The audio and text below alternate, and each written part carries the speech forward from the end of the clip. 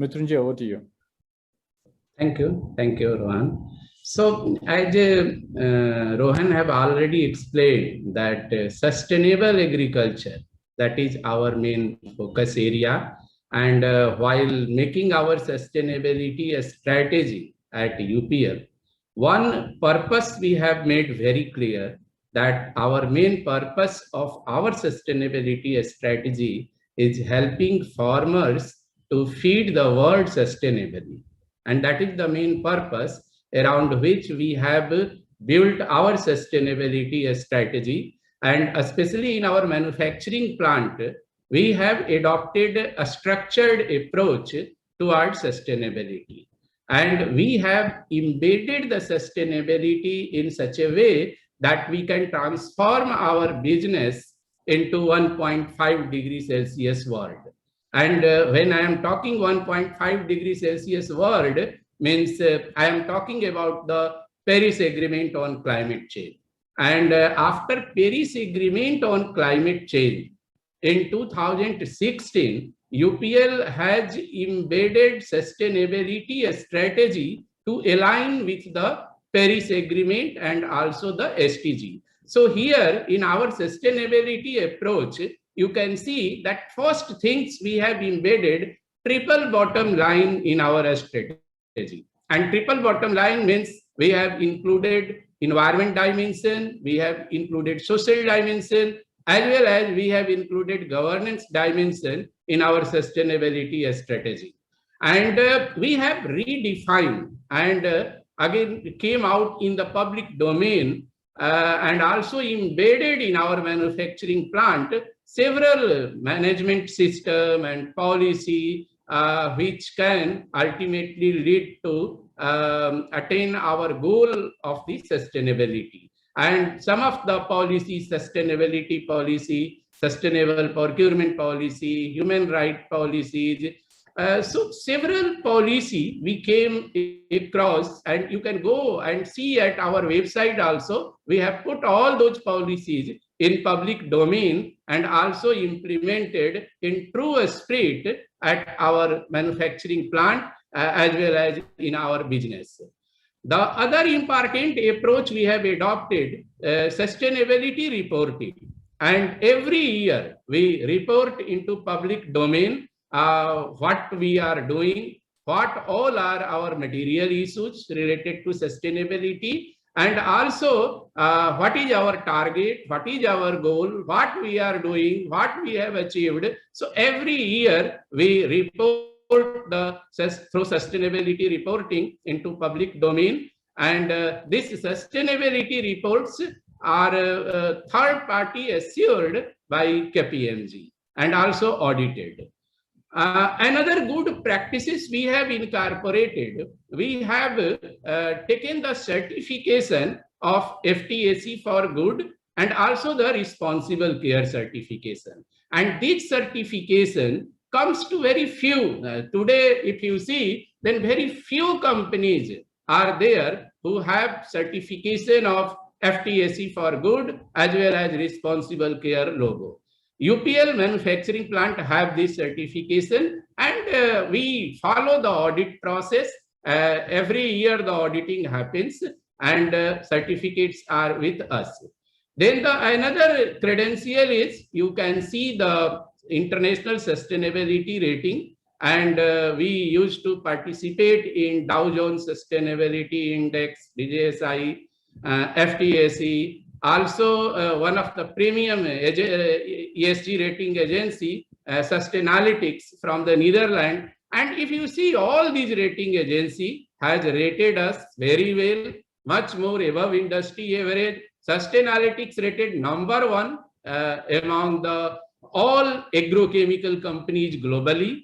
DJSI, this year we are now in the sustainability yearbook. So there also our ratings is very good. And a part of this, we are closely working with WBCSD and UN Global Compact. And there we are aligning our all sustainability strategy.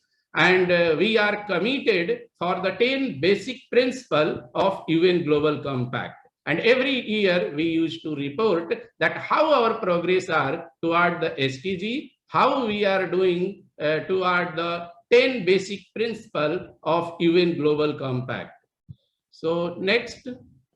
Now this is some of the achievement which we have from our manufacturing plant to reduce the environment footprint in our operation. After 2016, when the Paris Agreement on climate change get implemented, then we also came with a very bold statement at UPL that we will reduce our environment footprint by 2020, 30%. And environment footprint reduction means we have not only included carbon emission. We have included carbon emission, we have included water consumption, and we have included waste generation from our operation. And you can see that in 2021, if you see against our 30% reduction commitment, then under waste, we are well ahead. We have reduced 45%.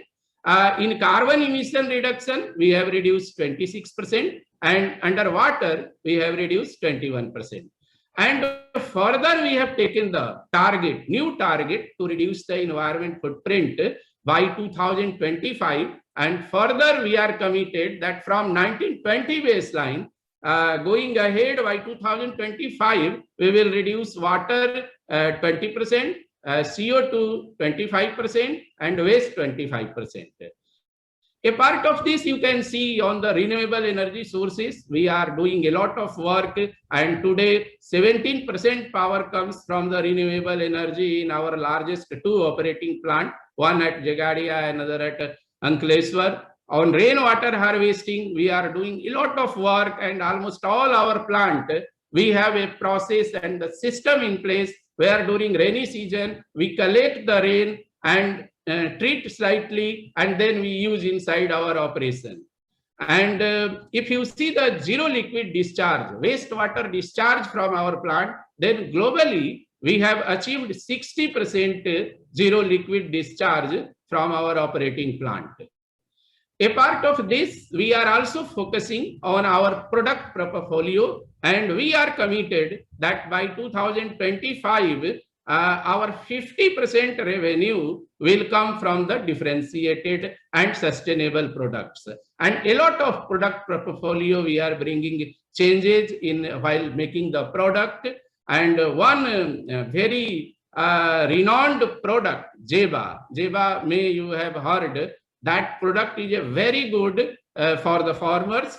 When the farmer apply the Jeba, then in agricultural field, it saves 15 to 20% water saving. And we are now hopeful that by 2025, we will bring more and more differentiated and sustainable product for the farmer so that they can feed the world sustainably.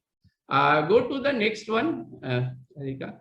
So this is the sum of our international sustainability rating in DJSI. Now UPL is in the DJSI Sustainability Yearbook. So we are in the top 15% company who used to figured in the yearbook.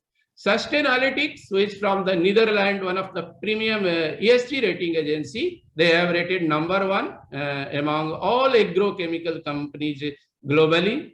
And FTSE, they are also, our rating is much more ahead of the global average, and FTSE has given us logo FTSE for good. So FTSE for good logo has been awarded to very few companies of the world who used to perform better in the ESG. Go to the next. This is our commitment. UPL is committed to set target, science-based target. And at this moment, we are a member of United Nations Global Compact. And with the help of United Nations Global Compact and CDP, we are working. And very soon, we will come out with the science-based target. We are committed to set this target to transform our business into 1.5 degrees Celsius world. Go to the next. Next. Yes, so on STG, among 17 STG, what we did at UPL, we have prioritized the STG for our business. And if you see our sustainability report, every year we used to report against all the 17 STG, that what UPL has contributed. And against all the 17 STG, you will find some or a small or big contribution happen from the UPL side every year. But 5 STG, which we have prioritized, there now we are focusing our business and operation that in those 5 STGs, we will work more and more on a focused way. And we used to report through our sustainability report every year that in these 5 STGs, which are priority STG for the UPL, STG number 2, which is zero hunger, STG number 3, STG number 7, STG number 9, and STG number 12. These 5 STGs are our priority STG, and we are working to contribute more and more in this direction. Go to the next. Now here, you can see our sustainability goal by 2025. And this goal we have restructured after after the integration of Arista in 2019-20. So from 1920 baseline, again we have restructured our goal and target for 2025. And our first goal is reduce environment footprint. And under that goal, our target is to reduce water 20%, a specific carbon emission 25%, and a specific waste disposal 25%. Under second goal, enhance world food security, our target is to achieve the revenue at least 50% from the differentiated and sustainable product. And here the product, as I told you, Zeba kind of product, which is very good for the farmers to reduce the water consumption inside the agricultural field. We are hopeful that we will bring more and more sustainable product going forward for the farmer so that they can feed the world sustainably. Our third goal, enhance sustainable sourcing. Actually here, now we are focusing on our suppliers. We are not only focusing on our manufacturing, we are not focusing on the product, but also we are focusing that those suppliers who are supplying the raw material to the UPL, they should also be sustainable. And we have a framework, sustainability framework, and we are doing the survey. And our aim is that by 2025, at least 60% sourcing will be through the sustainable sourcing. And the last fourth goal is the community, strengthen community well-being. And there our target is to impact 3 million livelihood through the education, sanitation, and health project. So here we want that the community, which is around our operating plant, we should enhance their socio-economic condition. And we are very focused that our acceptability among the community go on increasing. And with that aim, we are conducting socio-economic survey, and we are hopeful that by 2025, we will able to enhance the socio-economic condition of the community who is living around our operating plants. Go to the next.